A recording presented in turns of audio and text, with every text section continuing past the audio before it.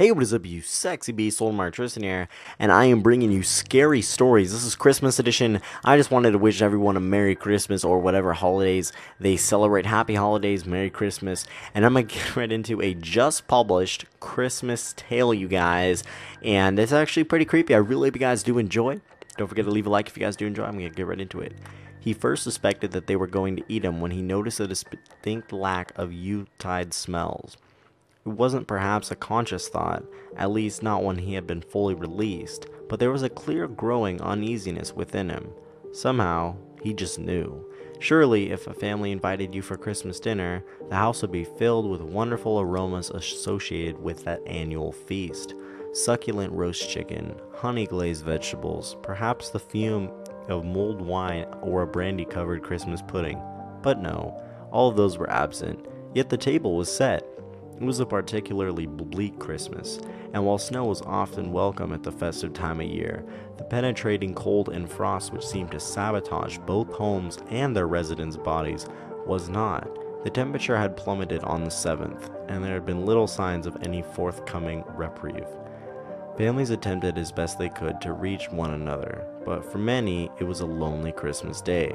Travel, especially for the elderly, was almost impossible for fear of slipping on ice. One fall was all it could take in order to get a broken hip or shoulder, and for the more fragile individuals amongst them, recovering from such an injury was not an easy task, certainly not as easy as it would have been for all the younger vintage. The Cardinal family had taken pity for an elderly gentleman who had recently moved into a neighborhood only a few streets away. They were of an upstanding stock and took part in a local help home initiative, spending time with old and vulnerable. Everybody knew and loved them. Timmy was the youngest, a boy of 5 or 6. He was a boy whom all looked up to with great adoration, never complaining, never causing trouble, always adorable, and his 10-year-old sister, Camilla, was equally as admired. They were both a testament to the caring and nurturing parent skills of Ben and Lucy Cardinal. Each year, as the cold winter drew in, the Cardinal family were admired for their decoration and commitment to those around them. Their passion, almost zeal for helping those who were less fortunate, but behind the smiles of skin-faced deep facade of that loving family lurked a far more sinister purpose. They had a tradition each year, a way to reward themselves for their kindness and generosity, one which stemmed back through many previous generations of the Cardinal family. Each Christmas, they would invite a guest for dinner and who would be welcomed with open arms into their home. Sat down at a beautifully set table, provided with humorous and enjoyable Christmas conversation.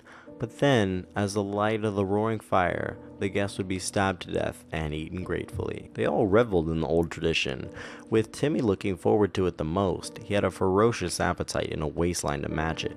But children do not get so wrapped up in the anticipation of their family Christmas, and his parents were delighted to see a growing boy fill his belly. Camilla was one of the more quiet dispositions than her stout little brother, slight of figure with a pallid complexion which reminded all of her mother. But make no mistake, she adored eating with the family and could render anyone silent with a sharp, cold insult. Ben was a local police chief for the area, so covering up their annual feast was quite a cinch. While Lucy was, well, shall we say, a relation of sorts, was entirely enthusiastic about maintaining the Christmas tradition. Their guests were invariably those without family, and often of ripe old age, forgotten by society, left to wither in their isolated little houses. Ben explained to the children yearly that it was almost a kindness to put the victims out of their slowly increasing misery, and besides, when they did eventually die, they'd be shoved into a box into the ground or roasted into ashes. Waste of good meat. This year, Timmy and Camilla were especially excited. It was all their mother could do to calm their nerves, but on that Christmas Eve, it was nearly impossible, for they knew the special treat they were in for the following Christmas Day. The Cardinals were hosting a most special guest. His name was Sergei Moraru, and he'd hailed from Eastern Europe. They had never had foreign meat before, and the very idea of tearing into some delicious exotic muscle and fat made this year's feast something to really look forward to. They had met Old Man Moraru just a few weeks earlier when Ben had noticed the unusual name on his home help list. Each year, as Christmas approached, the volunteers of the local church would be given names and addresses of pensioners in the area who had no family and would be left quiet and alone over the holiday season. At the festive time of year, and worried that many of the frailer residents might succumb to the biting cold, church committee members would visit each of these lonely individuals and offer a friendly ear, a helping hand, and sometimes some hearty food to the poorest of those on the list. The names would rarely change, but at least one person on that list would sadly pass away that year. Being an upstanding member of the community and a high-ranking police officer in the area, Ben would often inform the church that one in their flock had sadly passed away. With no friends or known family, he would concoct a lie that usually involved the long son lost her daughter, appearing to take their sadly departed parents somehow far away to be buried. That, or he would say that they had simply moved, having a bit to deal with in a local estate agent and solicitor's firm to throw the proceeds from any property sales their way. The families were not without influence. It was incredible how little people questioned this, but as the Cardinals ensured that each Christmas meal was not an active member in the church or community, people just assumed that Ben knew best. This year, the Cardinals had hoping to invite Lucy Rindage around for her Christmas swan song, but unfortunately she had died during the summer. Ben had investigated and he suspected that an intruder had been inside the house with her at the time of her death, but it seemed as though the causes were natural. No, the family would have to have someone different for dinner. Then the name appeared on the list. Sergey Mararu, age 86, slight emphysema, no family. No one knows him in the area and he had recently moved here. Perfect. Ben found Mr. Mararu to be an absolute delight. While he was obviously very frail, his mind was still sharp and he had been regaled Ben with numerous colorful stories about the old country and the adventures he had while he was a full bloom of youth. Of particular interest were his wartime stories, and Ben was thrilled to know that their main course could be that of an intelligent, well-traveled man. He even looked unlike any previous victims. He was quite tall, slightly hunched with his age, and a long crooked nose and intense stare. Ben fancied that in his youth Mararu would have been quite intimidating. His kind smile and obviously fragile frame, however, left Ben in no doubt that the kids would love him. They enjoyed eating those with character and a gentle disposition. He always enjoyed the meat more if it had been kind and was out of the ordinary. As the family religion, one may have managed to stay unseen yet influential throughout the centuries, stated that eating of another human being would transmit some of the strengths to those whom devoured it. As with many of those who can look into the past rather than into the future, Surigu Mararu enjoyed the company greatly. He was touched with Ben inviting him to sit in the family Christmas table.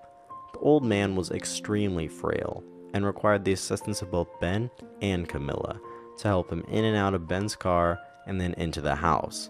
His emphysema was particularly bad that day, as each step was accompanied by a wheezing, fluid-filled sounds of struggling lungs. Each room of the Cardinal house was draped in a multicolored selection of rather crass Christmas decorations, with numerous cards adorning every visible table and mantelpiece, showcasing just how popular Ben and his family really were. The table was beautifully laid with a red cotton cloth resting underneath an elegant cream dining set. The old man found that the rest of Ben's family were just as pleasant and congenial as he was. Timmy and Camilla were the kinds of well-behaved kids, helping the frail old man to his chair carefully, and then waiting on him, topping up his drink as their mother and father busied themselves in the kitchen. Finally, Lucy appeared carrying a huge centerpiece plate. It was unusually large, and she set it in the middle of the table. Empty and devoid of food, old man Mararu caught a look on Lucy's face. It was brief, and he immediately attempted to disregard it as a product of his imagination. But it unsettled him deeply. It was as if a private joke had passed between the eyes of Lucy and her children. A flicker of a grin, but not one of the kindness or of Christmas spirit, but rather one resembling that of a conspiratorial bully, as if Surigu was the unwitting recipient of some unwholesome prank, waiting to be ridiculed. Just as the unease began to diminish, Ben appeared with a large jagged carving knife and a long two-pronged fork, which reminded Sergio much of the butcher's implement cut a decent-sized turkey. A turkey which became increasingly conspicuous by its absence. They sat there for over an hour, each member of the Cardinal family replenishing the old man's drink with their enthusiasm and showing concern for every and each cough or moment of uncomfortable breathing experienced by their guest. But it was a strange concern. There, they sat gleefully, asking Moraru questions and then listening to the stories and answers which came about his life, where he had moved, how many battles he had fought in. But the interest and concern seemed to be more distant somehow. It was only skin deep. Each time their guest mentioned the old country, those same conspiracy-laden glances were traded across the table, as if excited, not by the content of the stories, but rather by the simple fact that Moraru was a foreigner. The absence of not only food, but that there was not even mere mention of it, was unsettling enough. But what was more perplexing was that Ben repeatedly stole looks towards an antique clock which sat on the mantelpiece above the fire. Looks were poorly hidden and betrayed their purpose.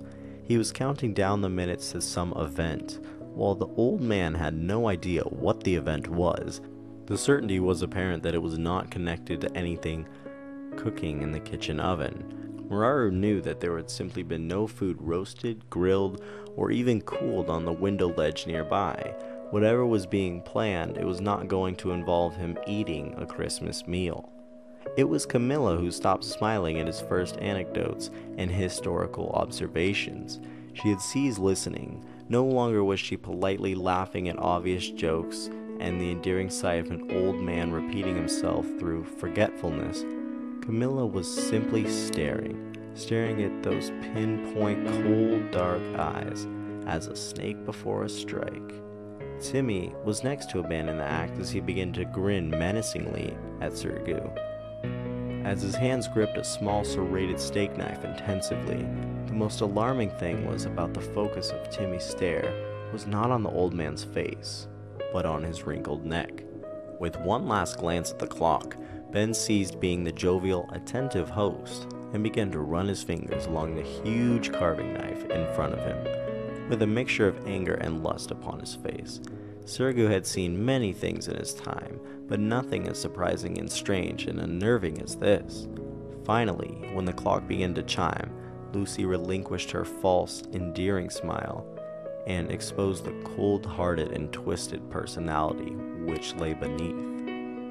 As the chimes slowly rang throughout the house, one by one, echoing and lonely and piercing in their symbolism, each of the cardinals rose up from their chairs, sharp, jagged knives in hands, and waited.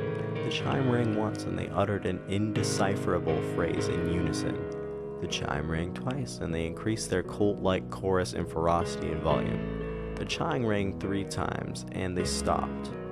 All were silent, but the house devoid of sound, Christmas spirit, and that of hope. The old man's wheezing grew in intensity as a uniquely bizarre sight of the twisted family about to dine dawned upon Sergio. The family then quietly and efficiently walked around the dining table and stood motionless, surrounding their guest. Just as the old man was about to inquire what was to become of him, the clock of the mantelpiece burst into life one final time. The chime was different from the others.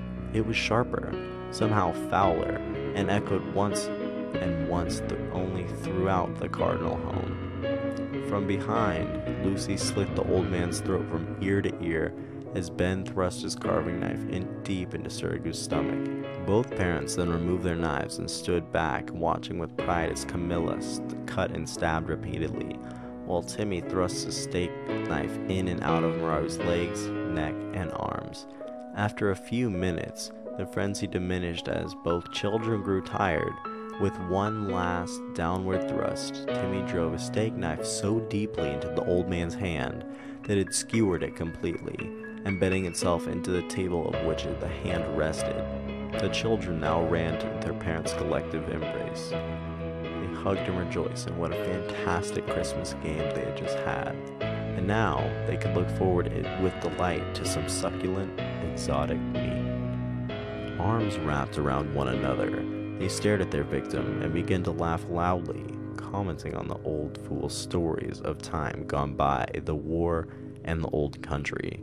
As they turned to each other once more, the laughter diminished because they had now looked into each other's rosy, blood-covered faces and shared a family moment. This had been one of Ben's favorite sacrifices. But the laughter had not completely ceased. One person was still laughing loudly. Confusion turned to abject the horror as a bizarre truth revealed itself.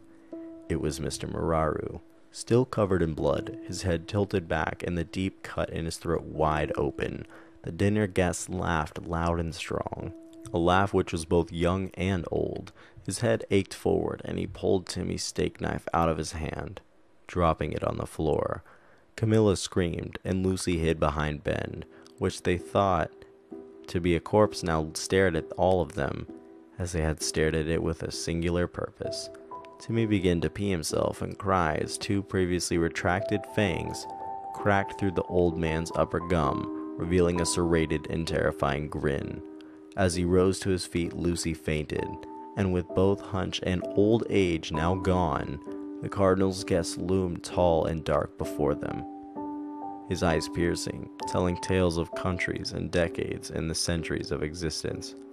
Surumagaru ate well that Christmas. I really hope you guys did enjoy this story. This is fresh off the CreepyPasta floor. I hope you guys did enjoy.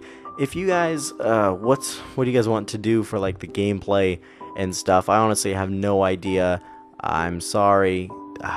Yeah, I was gonna do horror gameplay, but I just don't have any right now, and I just wanted to wish you guys a Merry Christmas, but I didn't want to put a photo up, so please let me know what I should do. Don't forget to leave this story a like if you guys did enjoy the story. It's not so much about the gameplay.